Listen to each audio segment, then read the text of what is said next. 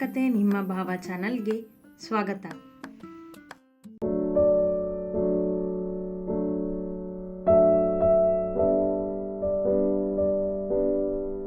ಯಾಕಮ್ಮ ಪೂರ್ಣ, ಲೇಟ್ ಆಯಿತು? ತುಂಬ ಗಿರಾಕಿ ಇದ್ರ? ಸಂಜು ಬೇರೆ ಬಂದಿರಲಿಲ್ಲ ಅಂದೆ. ಜಾಸ್ತಿ ಗಿರಾಕಿ ಇದ್ದರೆ ನನ್ನನ್ನು ಕರಿಬೇಕಿತ್ತು ಎಂದರು ಗಿರಿಧರ್. ಪೂರ್ಣ ಮನೆಗೆ ಬಂದಾಗ ಅವಳ ಮುಖ ಸಪ್ಪೆಯಾಗಿತ್ತು. ಅವರ ಮಾತಿಗೆ ಮನ ಮರುಗಿತು. ಹಾಗೇನಿಲ್ಲ ಅಪ್ಪ, ನಾನೇ ಸ್ವಲ್ಪ ಹೊತ್ತು ಕುತ್ಕೊಂಡು ಬಾಗಿಲು ಹಾಕ್ಕೊಂಡು ಬಂದೆ, ಸಣ್ಣ ಧ್ವನಿಯಲ್ಲಿ ಎಂದವಳು. ಕೋಣೆಗೆ ನಡೆದು ಬ್ಯಾಗ್ ಇಟ್ಟು ಬಾತ್ರೂಮಿಗೆ ನಡೆದು ಮುಖ ತೊಳೆದು ಅಡುಗೆ ಮನೆಗೆ ಬಂದಳು. ಯಾಕೋ ಒಂಥರ ಇದೆಯಾ ಪೂರ್ಣ? ಯಾಕೆ, ಏನಾಯಿತು? ಅವಳ ಬಾಡಿದ ಮುಖ ನೋಡಿ ಕೇಳಿದರು ವರುಣ. ಅವಳ ಮನ ಬೇಗ ಅರಿಯುವವರು ಅವರೊಬ್ಬರೇ. ಮನೆಗೆ ಬಂದರೆ ಪಟಪಟನೆ ಮಾತನಾಡುವವಳು ಅಂದು ಸುಮ್ಮನಿದ್ದಳಲ್ಲ. ಅವರು ಹಾಗೆ ಕೇಳಿದಂತೆ ಅವರನ್ನಪ್ಪಿಬಿಟ್ಟಳು ಪೂರ್ಣ. ಯಾಕೆ, ಏನಾಯಿತು ಕೇಳಿದರು ವರುಣ ಗಾಬರಿಯಿಂದ ಅವಳ ತಲೆ ನೆವರಿಸುತ್ತ. ಮಾತನಾಡಲಿಲ್ಲ ಅವಳು. ಅವರು ಅವಳನ್ನು ಹೆತ್ತ ತಂದೆ ತಾಯಿ ಅಲ್ಲದಿರಬಹುದು, ಆದರೆ ಕಾಳಜಿ ಪ್ರೀತಿಗೆ ಎಂದೂ ಕೊರತೆ ಮಾಡಿಲ್ಲ ಅವಳಿಗೆ. ಅಂದ ಮೇಲೆ ಭಾರ್ಗವ್ ತನ್ನ ಜೊತೆ ಹೀಗೆ ಜಿದ್ದಿಗೆ ಬಿದ್ದಿದ್ದಾನೆಂದು ಹೇಳಿ ಅವರಿಗೆ ಭಯಪಡಿಸುವ ಮನಸ್ಸಿಲ್ಲ ಅವಳಿಗೆ. ಪೂರ್ಣ, ಯಾಕೆ ಕೇಳಿದರು ಮತ್ತೆ ಅವಳು ತಮ್ಮಿಂದ ಸರಿದಾಗ. ಯಾಕೋ ತುಂಬ ಬೇಜಾರಾಗಿ ಬಿಡ್ತು ಅಮ್ಮ ಇವತ್ತು ಎಂದಳು ಕಣ್ತುಂಬಿಕೊಂಡು. ಬೇಜಾರ? ಯಾಕೆ? ನನ್ನ ಮಗಳಿಗೆ ಬೇಜಾರಾಗೋ ಅಂಥದ್ದೇನಾಯಿತು ಕೇಳಿದರು ಗ್ಯಾಸ್ ಮೇಲಿದ್ದ ಅಡುಗೆಯ ರುಚಿ ನೋಡುತ್ತಾ. ಪೂರ್ಣ ಮೆತ್ತನೆಯ ಹುಡುಗಿ ಅಲ್ಲವೆಂದು ಗೊತ್ತವರಿಗೆ. ಇವತ್ತು ಪ್ರತಿದಿನ ಆಗುವಷ್ಟು ಸ್ವೀಟ್ ಖರೀದಿ ಆಗಿಲ್ಲ ಅಮ್ಮ, ಲಾಸ್ ಆಯಿತು ಎಂದವಳಿಗೆ ಜವಾಬ್ದಾರಿ ಇತ್ತು. ಜಗದೀಶ್ ಕೇಳಿದ್ದ ಫೋನ್ ಕೊಡಿಸಬೇಕಿತ್ತು, ಅಜ್ಜಿಯ ಕನ್ನಡಕ ಸರಿ ಮಾಡಿಸಬೇಕಿತ್ತು. ಅಷ್ಟೇನಾ? ಇಷ್ಟಕ್ಕೆಲ್ಲ ಯಾರಾದರೂ ಬೇಸರ ಮಾಡ್ಕೋತಾರೇನು? ಹುಚ್ಚು ಹುಡುಗಿ ನೀನು. ಪ್ರತಿದಿನ ಹೋಳಿಗೆನೆ ತಿನ್ನೋ ಅಂದರೆ ತಿನ್ನೋಕ್ಕಾಗುತ್ತಾ ಪೂರ್ಣ ನಿನಗೆ? ಇಲ್ಲ ತಾನೆ? ಹಾಗೆ ವ್ಯಾಪಾರದಲ್ಲಿ ಪ್ರತಿದಿನವೂ ಲಾಭನೇ ಆಗಬೇಕು ಅಂದರೆ ಆಗೋದಿಲ್ಲ. ಕೆಲವೊಮ್ಮೆ ನಷ್ಟನೂ ನೋಡಬೇಕು, ಆಗಲೇ ನಮಗೆ ವ್ಯಾಪಾರ ಅರ್ಥ ಆಗೋದು ಎಂದರು ಅವಳನ್ನು ಸಮಾಧಾನಿಸಲು. ಕೆಲವೊಬ್ಬರು ನಮಗೆ ನಷ್ಟ ಆಗಲಿ ಅಂತಾನೆ ಕಾಯ್ತಿರ್ತಾರೆ ಅಮ್ಮ. ಅವ್ರ ಉದ್ದೇಶನೇ ಗೆದ್ದಾಗ ನಮಗೆ ಮೋಸ ಆದ ಹಾಗೆ ಅಲ್ವಾ? ಭಾರ್ಗವನ ಬಗ್ಗೆ ಹೇಳದೆ ಎಂದಳು ಅವನನ್ನೇ ಉದ್ದೇಶಿಸಿ. ನೀನು ವ್ಯಾಪಾರಸ್ಥೆ ಪೂರ್ಣ, ಇದರಲ್ಲಿ ನಿನಗೆ ವಿರೋಧಿಗಳು ಇದ್ದೇ ಇರ್ತಾರೆ. ಕೆಲವೊಮ್ಮೆ ಅವರು ಗೆಲ್ತಾರೆ, ಅದು ನಿನಗೆ ನೋವು ಕೊಡುತ್ತೆ ನಿಜ. ಹಾಗಂತ ನೀನು ಸೋಲನ್ನು ಒಪ್ಕೋಬಾರ್ದು. ಅವರು ಮತ್ತೊಮ್ಮೆ ಗೆಲ್ಲೋದಕ್ಕೆ ನೀನು ಬಿಡಬಾರ್ದು ಅಷ್ಟೇ. ಇದಕ್ಕೆಲ್ಲ ಹೆಚ್ಚು ತಲೆ ಕೆಡಿಸ್ಕೊಂಡು ಬೇಸರ ಪಟ್ಕೋಬೇಡ. ಊಟಕ್ಕೆ ತಯಾರಿ ಮಾಡು, ನಡಿ. ಊಟ ಮಾಡಿ ನೆಮ್ಮದಿಯಿಂದ ನಿದ್ದೆ ಮಾಡು. ಬೆಳಗ್ಗೆ ಹೊತ್ತಿಗೆ ನಿನ್ನ ಮನಸ್ಸು ನಿನಗೆ ಉತ್ತರ ಕೊಟ್ಟಿರುತ್ತೆ ಎಂದರು ಅವಳ ಕೆನ್ನೆ ತಟ್ಟಿ.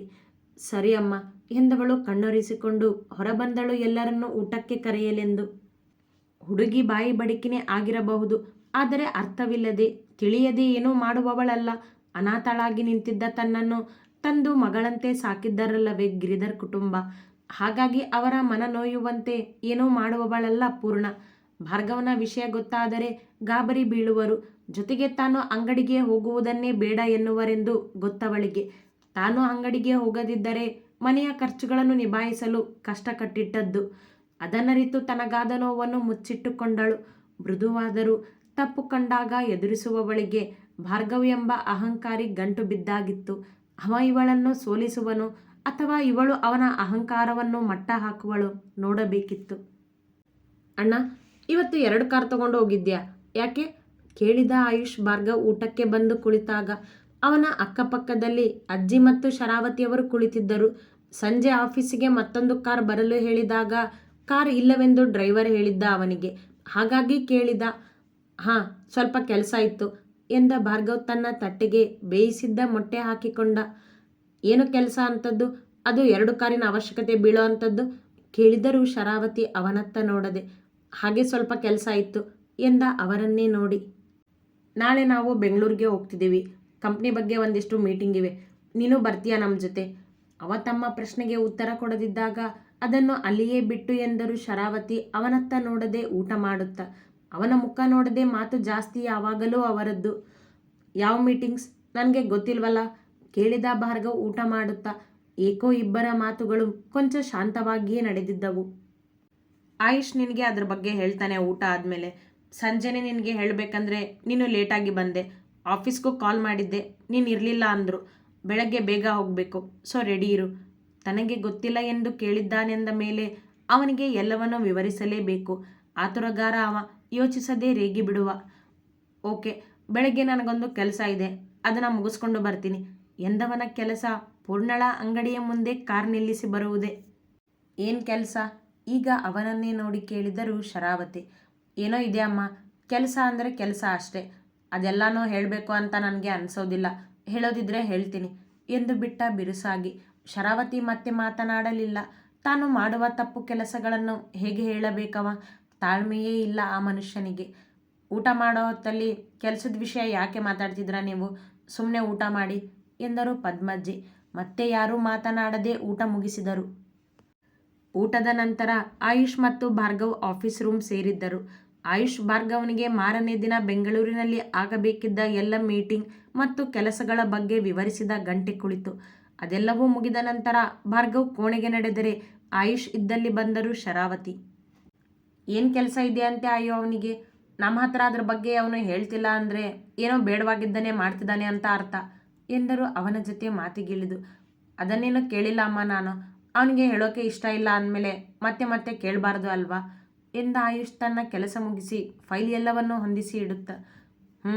ಎಲ್ಲ ಅವನಿಷ್ಟದಂತೆ ನಡಿಬೇಕಲ್ಲ ಎಂದರು ಬೇಸರ ತೋರುವಂತೆ. ಅಮ್ಮ, ಎಲ್ಲ ಅವನಿಷ್ಟ ಅಂತ ಅಲ್ಲ ಅಮ್ಮ. ನಮಗೆ ಬೇಕಾಗಿರೋದನ್ನು ಖಂಡಿತ ಹೇಳ್ತಾನೆ ಅವನು. ಈಗ ಅವನು ಅದ್ರ ಬಗ್ಗೆ ಹೇಳ್ತಿಲ್ಲ ಅಂದರೆ ಅದು ನಮಗೆ ಬೇಡವಾಗಿರೋದೇ ಆಗಿರುತ್ತೆ. ನೀವು ಜಾಸ್ತಿ ಯೋಚನೆ ಮಾಡಬೇಡಿ, ಅವನು ಏನೋ ತಪ್ಪು ಮಾಡೋದಿಲ್ಲ ಎಂದ ಅವರ ತೋಳು ಬಳಸಿ ಪ್ರೀತಿಯಿಂದ. ಭಾರ್ಗವನೆಡೆಗಿದ್ದ ಅವರ ಕಾಳಜಿ ಭಯ ಅವನಿಗೆ ಚೆನ್ನಾಗಿ ಗೊತ್ತು. ಅವನಿಂದ ಮತ್ತೇನೋ ತಪ್ಪಾಗದೇ ಇದ್ದರೆ ಸಾಕು ಎಂದವರು ನಿಟ್ಟುಸಿರು ಬಿಟ್ಟರು. ಆ ಥರ ಏನೂ ಆಗೋದಿಲ್ಲ, ಮಲ್ಕೊಳ್ಳಿ ಹೋಗಿ ನೀವು, ಬೆಳಗ್ಗೆ ಬೇಗ ಏಳಬೇಕು ಎಂದವ ಅವರನ್ನು ಕೋಣೆಗೆ ಬಿಟ್ಟು ತಾನು ತನ್ನ ಕೋಣೆಗೆ ನಡೆದ. ಮಿಸ್ ಶುಗರ್ಲೆಸ್ ಪೂರ್ಣ, ಈ ಭಾರ್ಗವ್ನಿಗೆ ಎದುರಾಡೋ ಧೈರ್ಯ ಅಲ್ವಾ ನಿನಗೆ? ಇವತ್ತು ನಿನಗೆ ಇದೇ ಶಿಕ್ಷೆ ಎಂದುಕೊಳ್ಳುತ್ತಾ ಅವಳ ಅಂಗಡಿಯ ಬೋರ್ಡ್ ನೋಡಿದ ಭಾರ್ಗವ್.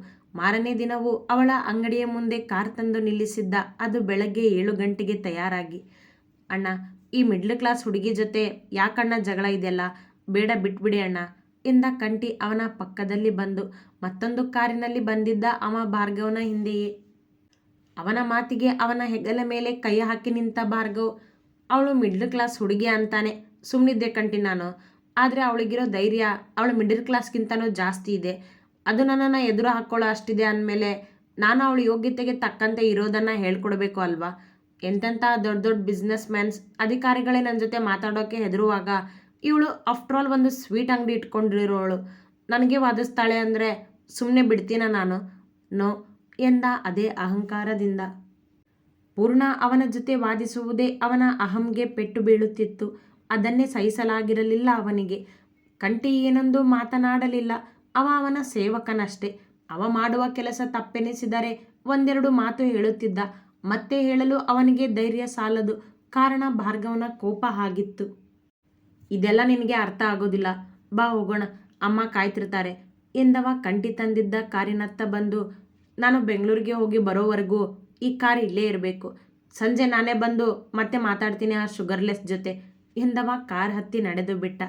ಹಿಂದಿನ ದಿನದಂತೆಯೇ ಅವಳಿಗೆ ಮತ್ತೆ ನಷ್ಟ ಆಗಲೆಂದೇ ಕಾರ್ ತಂದು ನಿಲ್ಲಿಸಿದ್ದ ಅವಳ ಅಂಗಡಿಯ ಮುಂದೆ. ಆದರೆ ಹಿಂದಿನ ದಿನದಂತೆಯೇ ಸೋಲೊಪ್ಪಿಕೊಳ್ಳುವಳೆ ಪೂರ್ಣ. ಈ ಕತೆ ಕೇಳ್ತಾ ಇದ್ರೆ ಇನ್ನೂ ಇಂಟ್ರೆಸ್ಟಿಂಗ್ ಆಗಿದೆ ಅಂತ ಅನಿಸುತ್ತೆ.